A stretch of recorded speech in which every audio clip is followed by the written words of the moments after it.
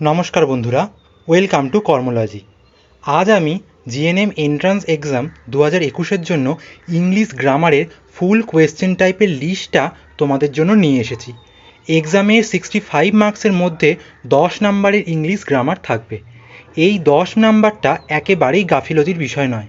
আমি তোমাদের অনেক কমেন্ট পেয়েছি এবং এই কমেন্ট থেকে এটা স্পষ্ট যে তোমাদের ইংলিশ গ্রামারের কোয়েশ্চেন এবং কোয়েশ্চেন টাইপ নিয়ে একটা ভীষণ রকম সমস্যা আছে। সেই সমস্যার সমাধান করে ইংলিশ গ্রামারটাকে আরও সহজবোধ্য করার জন্যই আমি এই প্রশ্ন টাইপগুলো তোমাদের জন্য দিয়েছি। সেগুলোর উত্তরও আমি তোমাদের অবশ্যই করে দেবো। আর এই প্রশ্ন টাইপগুলো শুধুমাত্র আপকামিং জেএনএম এন্ট্রান্স 2021-এর জন্য কিন্তু গুরুত্বপূর্ণ নয়, এইগুলো যে কোনো চাকরির কম্পিটিটিভ এক্সামের জন্যই কার্যকরী। তাই তোমরা মনোযোগ সহকারে ভিডিওটি দেখো এবং বন্ধুদের সাথে শেয়ার করো, যাতে অন্যরাও তোমার এই ভিডিওর মাধ্যমে উপকৃত হতে পারে। তাহলে চলো শুরু করা যাক। দেখো, প্রথম প্রশ্নটা বলছে choose the most appropriate preposition, অর্থাৎ তোমাকে 4টে অপশানের মধ্যে থেকে একটা অ্যাপ্রোপ্রিয়েট প্রিপোজিশন বেছে নিয়ে শূন্যস্থানটা পূরণ করতে হবে। প্রশ্নটা কি বলছে? In the morning I simple take a glance dash the newspaper headlines. Option দিয়েছে অ্যাট, অন, অফ, ওভার। সঠিক উত্তর হবে অ্যাট। তাহলে প্রশ্নটা কি হবে? In the morning I simple take a glance at the newspaper headlines. পরের প্রশ্নটা দেখা যাক। এগুলো কিন্তু প্রশ্নের টাইপ, ঠিক আছে? দেখো, পরের প্যাটার্নটা বলছে choose the correct phrasal verbs. এখানে তোমায় ফ্রেজাল ভার্ব দিয়ে দেবে। এখানে তোমায় একটা বাক্য দিয়ে দিতে পারে, যার মধ্যে শূন্যস্থান দিয়ে দিতে পারে, অথবা তোমায় একটা ওয়ার্ড দিয়ে দিতে পারে, তার পরিপূরক ফ্রেজাল ভার্বটা তোমাকে বসাতে হতে পারে। দেখো, তোমাকে বলেছে ক্যারি অন বিজনেস, যার জন্য অপশান দিয়েছে deal with, deal in, drive out, fall on. সঠিক উত্তরটা হবে ডিল ইন। দেখো, পরের টাইপটা হলো চেঞ্জ দ্য ভয়েস। দেখো, সব সময় কিন্তু তোমাকে এমন কথা নাও বলে দিতে পারে যে চেঞ্জ দ্য ভয়েস। তোমার কাছে অনেক সময় বলে দিতে পারে অ্যাক্টিভ বা প্যাসিভ দিয়ে অনেক ওয়ার্ড দিতে পারে, তখন তোমাকে সেটা দেখে বুঝে নিতে হবে এটা কিন্তু ভয়েস চেঞ্জই তোমাকে দেওয়া হয়েছে, ঠিক আছে? প্রশ্নটা কি বলছে? Who taught her such things. Option দিয়েছে who was she taught such things by, she was taught such things by who, by whom she was taught such things. তারপর দিয়েছে by whom was she taught such things. সঠিক উত্তর হবে by whom was she taught such things. দেখো, পরের টাইপটা কিন্তু change the narration. আগেই তোমাকে বললাম প্রশ্নর ধরনটা এক থাকবে, কিন্তু তোমাকে ওপরের হেডলাইন্সটা পাল্টে দিতে পারে। তোমায় বলতেই পারে ডাইরেক্ট স্পিচ বা ইনডাইরেক্ট স্পিচ দিয়ে প্রশ্নটা দিয়ে দিতে পারে, ঠিক আছে? প্রশ্নটা কি বলছে? The teacher said be quiet boys. Option দিয়েছে দেখো, the teacher said that the boys should be quiet. তারপরেরটা the teacher called the boys and order them to be quiet. তারপরেরটা the teacher urge the boys to be quiet. তারপরেরটা দেখো, the teacher commended the boys that they be quiet. সঠিক উত্তর হবে the teacher urge the boys to be quiet, ঠিক আছে? আর পরেরটা দেখো, পরের প্রশ্ন টাইপটা দেখো, এটা তোমাদের সবারই জানা, চুজ দ্য কারেক্ট সিনোনিমস, ঠিক আছে? দেখো, অপশান দিয়েছে গ্র্যাটিফাই, যার জন্য 4টে তোমায় অপশান দিয়েছে ফ্র্যাঙ্ক, অ্যাপ্রিসিয়েট, পেসিফাই, ইন্ডালজ। তোমার সঠিক উত্তরটা হবে পেসিফাই। পরেরটা দেখো, choose the correct antonyms. Antonyms মানে কি? বিপরীতার্থক শব্দ। তোমার একটা প্রশ্ন দেওয়া হবে, সেই প্রশ্নের সম্পূর্ণ বিপরীত একটা অর্থ 4টে অপশানের মধ্যে থেকে বেছে নিতে হবে। তাহলে দেখো, প্রশ্নটা কি? সিনথেটিক। এর 4টে অপশান তোমায় দেওয়া হয়েছে, কসমেটিক, প্লাস্টিক, অ্যাফেবল, ন্যাচারাল। তাহলে কী হবে উত্তরটা? উত্তরটা হবে ন্যাচারাল। কারণ সিনথেটিক মানে হলো সংশ্লেষিত বা কৃত্রিম, সেখানে ন্যাচারাল মানে হলো প্রাকৃতিক, সম্পূর্ণ বিপরীত। তারপরেরটা দেখো, ওয়ান ওয়ার্ড সাবস্টিটিউশন। এই ওয়ান ওয়ার্ড সাবস্টিটিউশনটা এখনও আমি তোমাদের করাইনি, আমি অবশ্যই তোমাদের ইংলিশের প্রশ্ন সেটি এইটাও দিতে আরম্ভ করব। ওয়ান ওয়ার্ড সাবস্টিটিউশনটা হলো একটা কথা। দেখো, যেমন এখানে বলেছে the custom of having more than one husband at the same time. এই একটা কথা, এটাকে আমি একটা ওয়ার্ডের মাধ্যমে কিভাবে এক্সপ্রেস করব? এখানে তোমায় 4টে অপশান দিয়েছে, পলিগ্যামি, পলিঅ্যান্ড্রি, ডেভাচারি, বাইগ্যামি। এই 4টে অপশানের মধ্যে থেকে এমন কোন ওয়ার্ডটা যেটা এই সেন্টেন্সটাকে রিপ্রেজেন্ট করছে? সঠিক উত্তর হবে পলিঅ্যান্ড্রি, অর্থাৎ একাধিক স্বামী যখন থাকে তখন সেটা হলো পলিঅ্যান্ড্রি। পরের টাইপটা দেখো, complete the sentence with appropriate alternatives. ভালো করে পড়ো, complete the sentence with appropriate alternative. এটা কিন্তু প্রিপোজিশন নয়, ঠিক আছে? এখানে অল্টারনেটিভ দিয়েছে, এখানে তোমার একটা বাক্য দেওয়া হবে আর তার মধ্যেখানে একটা শূন্যস্থান থাকবে, সেই শূন্যস্থানটা পূরণ করতে হবে তোমার একটা শব্দ দিয়ে, সেটা কিন্তু প্রিপোজিশন নয়। দেখে নাও, তোমাকে বলছে I request you to dash your crime, এজন্য তোমায় 4টে অপশান দেওয়া হয়েছে, অ্যাপোলোজাইজ, এগ্রি, কনফেস, পাড্রন। এর সঠিক উত্তরটা হবে কনফেস। তাহলে কি হবে? I request you to confess your crime. তার পরের টাইপটা দেখে নিই, idiom and phrase. Idiom and ফ্রেজটা কি? দেখো এখানে তোমায় যে বাক্যটা দিয়েছে আগে পড়ে নিই। It was such a strange affair that I could not make head or tail of it. এই যে হেড অর টেল, এখানে যে তোমায় আন্ডারলাইন করে দিয়েছে এই ওয়ার্ডটা, এই ওয়ার্ডটার অর্থ কী? Head or tail of it, এটা কিন্তু কোনো একটা অর্থবহ শব্দ নয়, কিন্তু তুমি এই যে পার্টিকুলার ফ্রেজটার মাধ্যমে একটা তুমি নিজের মনের ভাবকে প্রকাশ করতে চাইছো, তুমি কি বলতে চাইছো সেটাই তোমাকে এখানে বলতে হবে। তুমি কি বলতে চাইছো? Face it, tolerate it, remember it, understand it. তাহলে সঠিক উত্তরটা কী হবে? Understand it. অর্থাৎ it was such a strange affair that I could not make head or tail of it, মানে এটা সত্যিই খুব অদ্ভুত ব্যাপার যে আমি এটার কিছুই বুঝতে পারলাম না।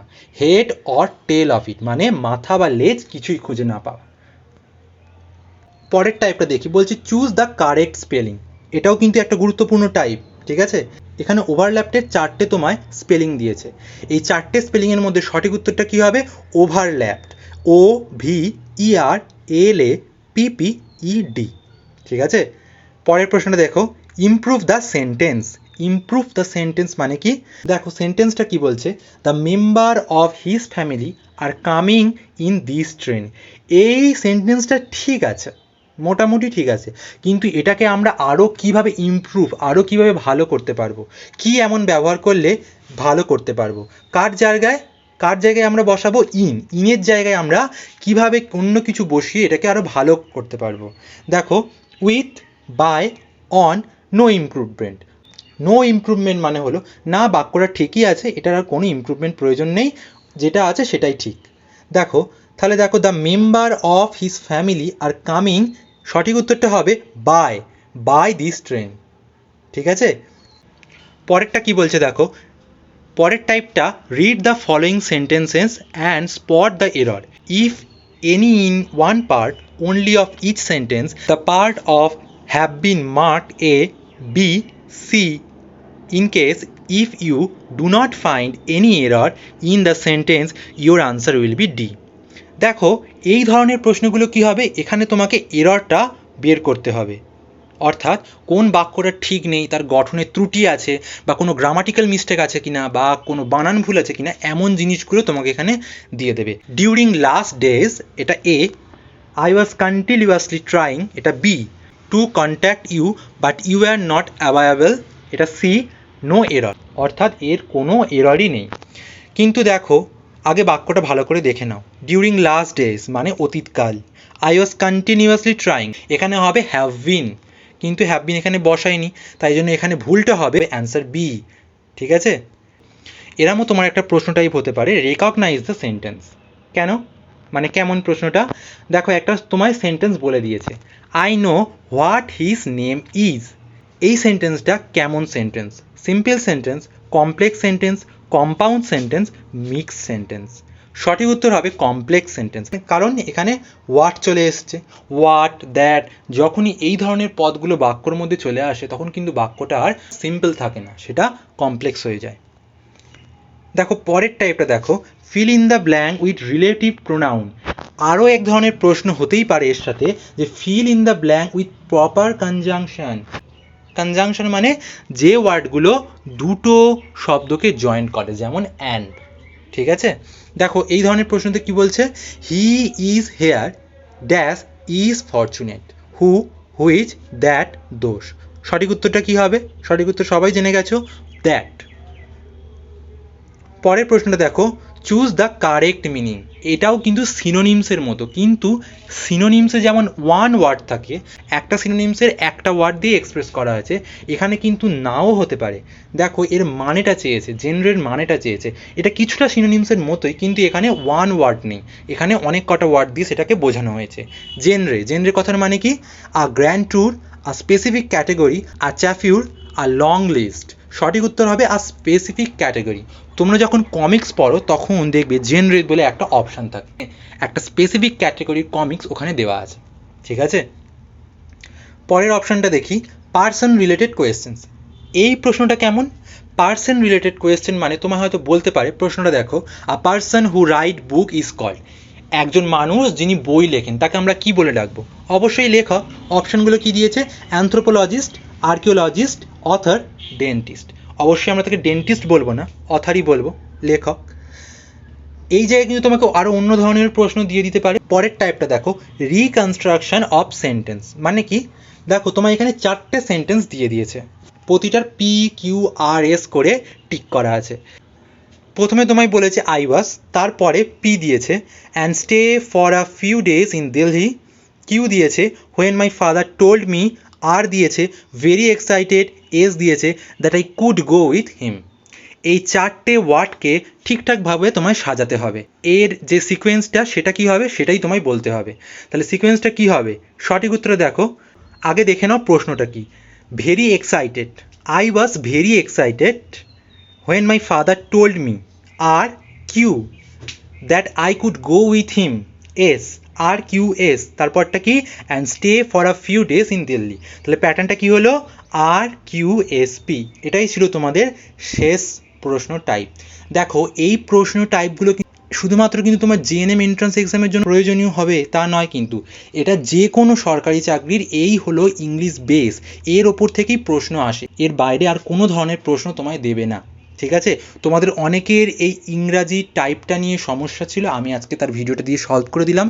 তোমরা অবশ্যই যদি তোমাদের বুঝতে কোথাও অসুবিধা হয় তোমরা অবশ্যই আমাকে কমেন্ট করে জানাও, আমি অবশ্যই যত তাড়াতাড়ি পারি আমি তোমাদের কমেন্টের উত্তরগুলো করে দেবো। ঠিক আছে, আর অবশ্যই তোমরা কিন্তু এই ভিডিওটা বন্ধুদের সাথে শেয়ার করো, কারণ এটা খুবই ইনফরমেটিভ একটা ভিডিও, এর দ্বারা কিন্তু অন্যরাও উপকৃত হতে পারে। ঠিক আছে, আর যদি এখনও তোমরা আমাদের চ্যানেলটা সাবস্ক্রাইব না করে থাকো অবশ্যই চ্যানেলটা সাবস্ক্রাইব করে নাও আর বেল বাটনটা প্রেস করে দাও। তাহলে দেখা হবে পরের ভিডিওয়।